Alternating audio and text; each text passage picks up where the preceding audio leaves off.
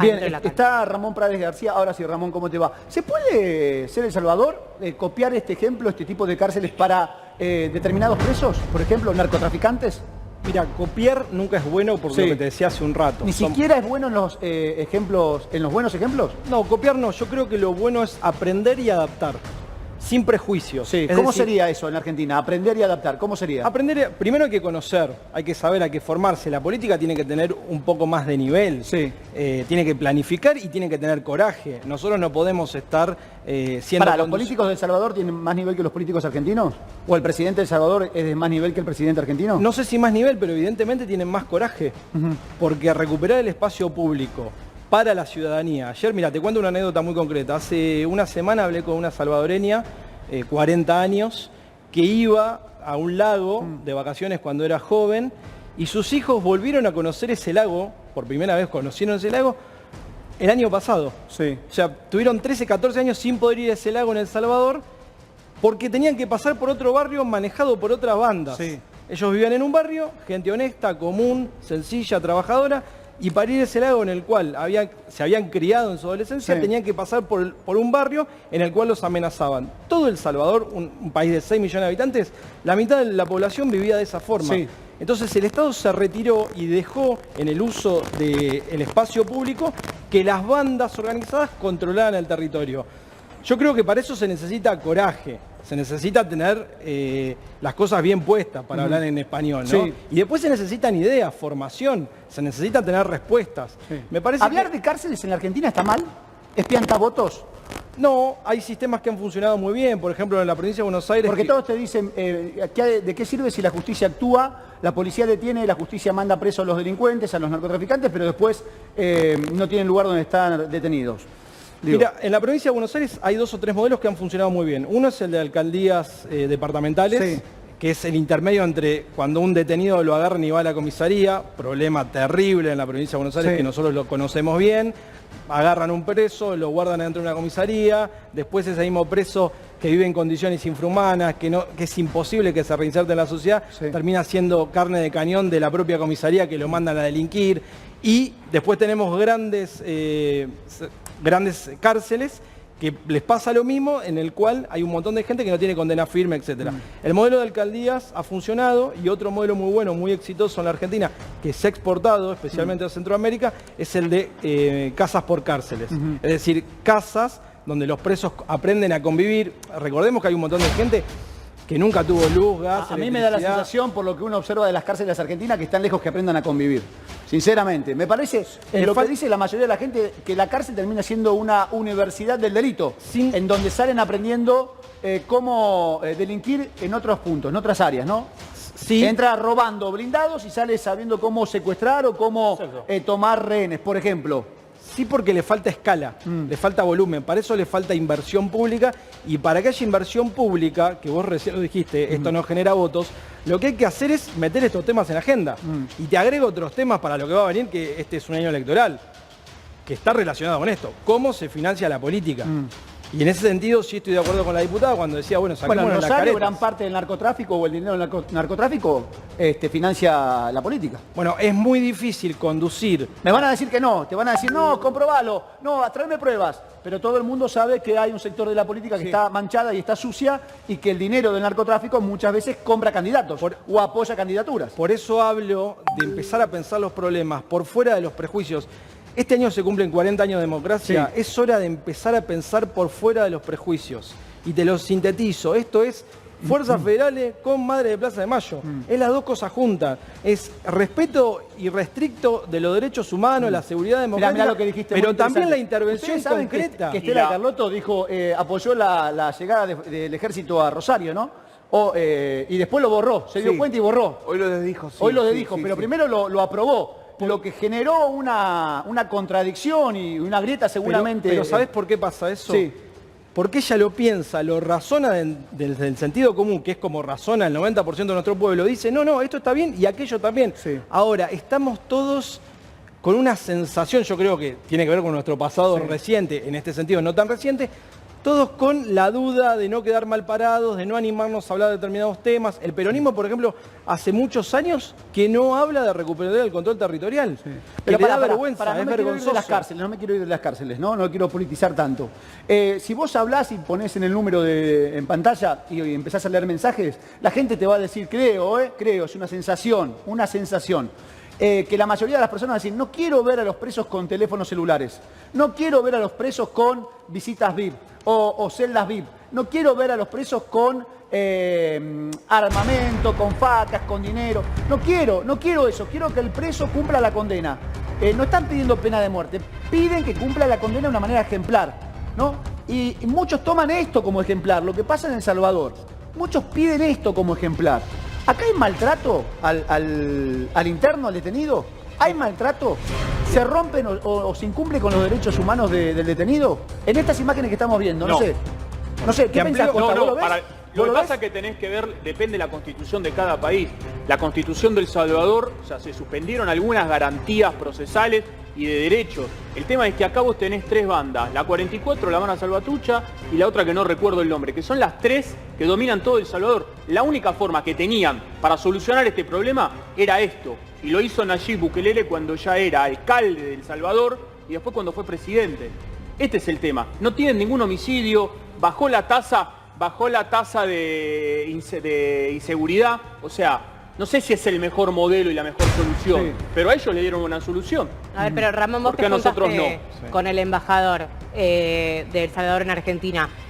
¿Qué te transmitió respecto de lo que se supone que quiere hacer esta cárcel y qué es lo que se supone que se quiere hacer acá, si se puede copiar? No porque, ya dijiste que no está bueno copiar, pero digo, ¿qué sensación te transmite él cuando te cuenta los parámetros en los que se basa esta megacárcel de El Salvador?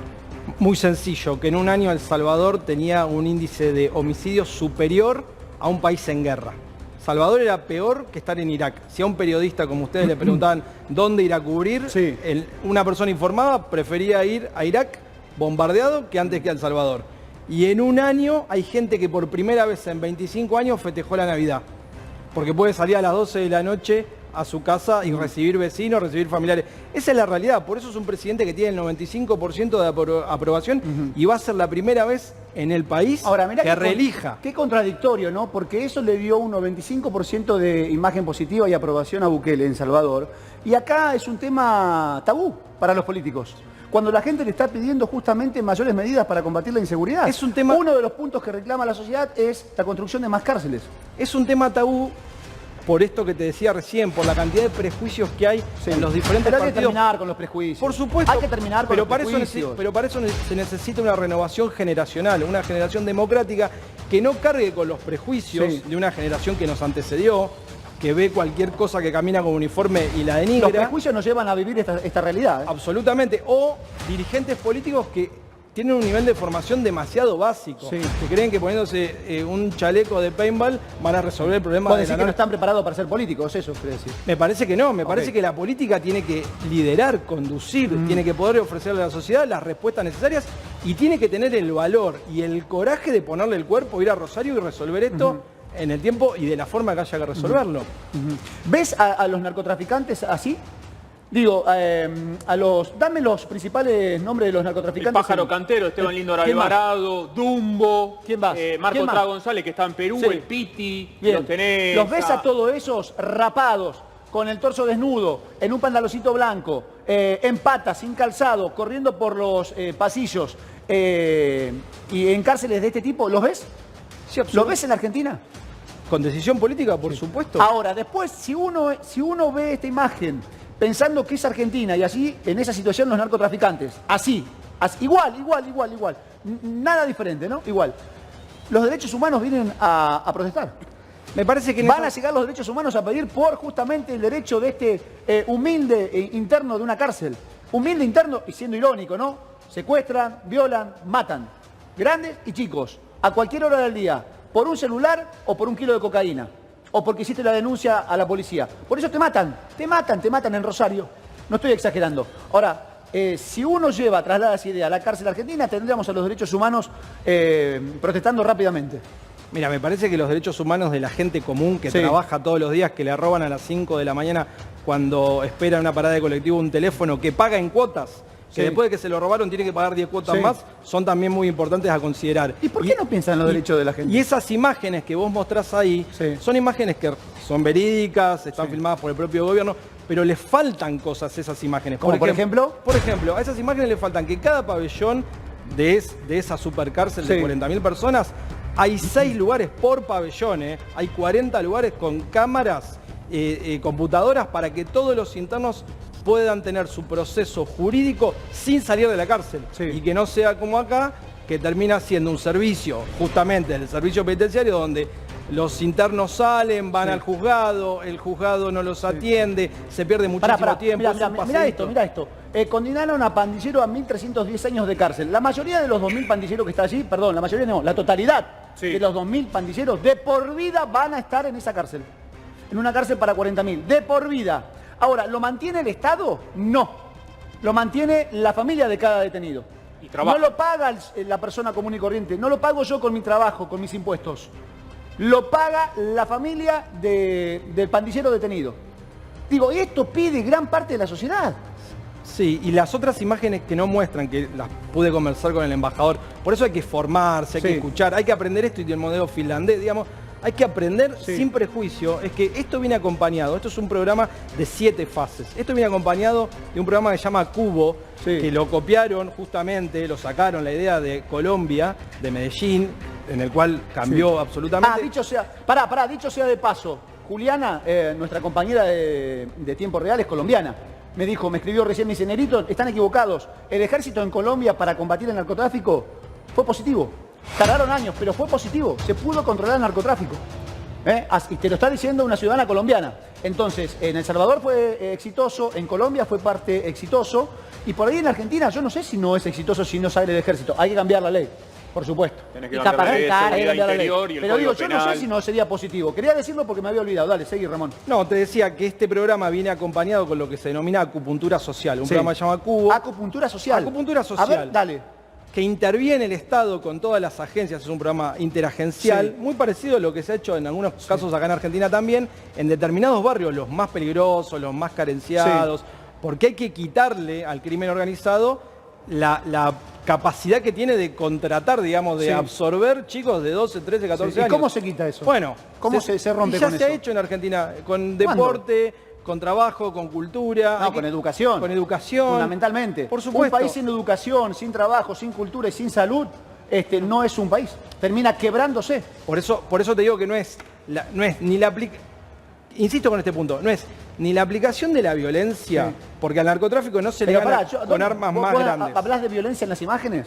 ¿Vos decís la palabra violencia por lo que vemos en la imagen de la cárcel de Salvador? Me refiero.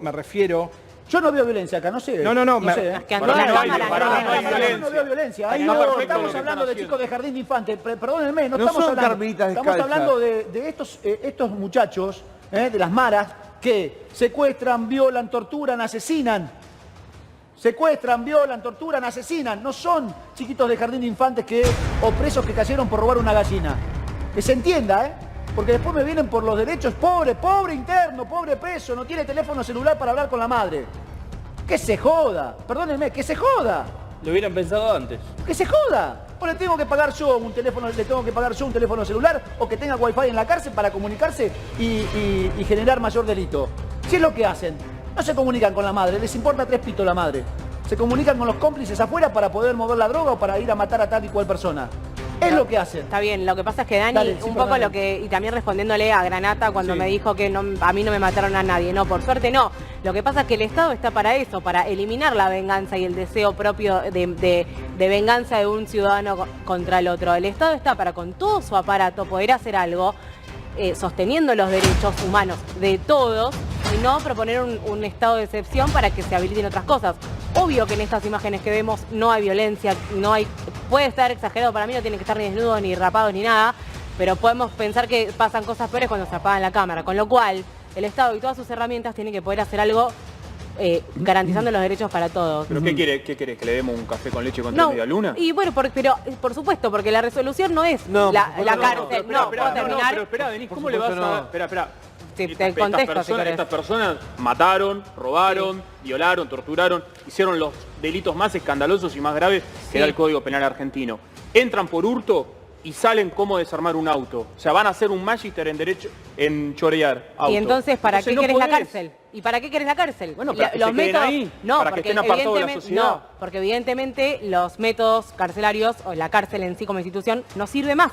Y lo que hay que hacer es trabajar desde otro lado, desde fondo, para poder lograr otras cuestiones más de fondo, no emparchar con una cárcel. Porque vos lo que haces cuando metes a una persona presa es suspendés el delito, lo estamos diciendo todos. Sí, le preguntaría a Ramón, si lo más básico que es la voluntad está, ¿hay voluntad política del Estado en hacer este tipo de cosas?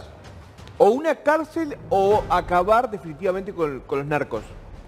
Creo que está fragmentada la voluntad política. Yo lo que veo, en función de lo que he estudiado, es que hay voluntad en diferentes partidos, en diferentes estamentos de la justicia, en diferentes estamentos de la Fuerza de Seguridad, en diferentes estamentos que se encargan sobre los programas públicos, en diferentes estamentos del Estado, etcétera, etcétera. Pero todavía estamos en el siga-siga, porque en algunas provincias está el orden clandestino, el crimen organizado más solapado, porque yo te preguntaría a vos si lo que nos molesta de lo que pasa en Rosario es la droga, el narcotráfico, la plata mala vida o la violencia que eso genera. Porque en algunas provincias no pasa eso, no hay un emergente de esa violencia, hay menor cantidad de homicidios, por ejemplo en la ciudad de Buenos Aires, porque habría que preguntarse qué pasa con el dinero de todo esto. Entonces, cuando se construyen torres gigantes de 45 pisos y al otro día se demuelen y se hacen otra, nadie se pregunta de dónde vino ese dinero. Hoy hubo un tuit muy interesante en ese sentido del senador Parrilli, que me parece que apunta hacia la ruta del dinero. Entonces, yo creo que la voluntad existe de forma fragmentada. Y déjame decir una cosa más en relación a lo que comentabas recién. La aplicación de la violencia, yo no lo decía como algo malo, la aplicación de la represión en términos del delito, para que esto sea perdurable, para que esta cárcel no se termine transformando en un centro de coordinación del nuevo delito en El Salvador o en toda América Latina, inclusive en Estados Unidos, etcétera, lo que es necesario es cortar de cuajo la solución de largo plazo. Y por eso yo digo que la política tiene que agarrar las dos cajas de herramientas, agarrar una cosa acá y otra cosa acá. Es decir, no son incompatibles la educación, el trabajo, la cultura, los derechos humanos, bla, bla, bla, bla, bla, con armar a la fuerza de seguridad, prohibir el teléfono dentro de la cárcel, que un argentino que levante el arma contra otro argentino cumpla la ley. No son contradictorias. Las dos cosas tienen que ir en simultáneo. Y por eso es tan interesante lo que están haciendo en El Salvador, porque ahora se está reivindicando mucho esto porque es lógico. Sí. Es una cárcel de 40.000 personas. Pero eso va acompañado de este tipo de programas, porque en El Salvador, en función de mi experiencia con lo que he hablado con diferentes autoridades, entienden que esas personas, por más que se pasen 1000 años dentro de la cárcel y se mueran, si no resuelven los problemas en los barrios, si no cambian la matriz productiva, van a nacer y van a aparecer otros chicos. Lo mismo es lo que dice y es lo mismo que pasa acá. ¿no? Es lo mismo que pasa en Rosario.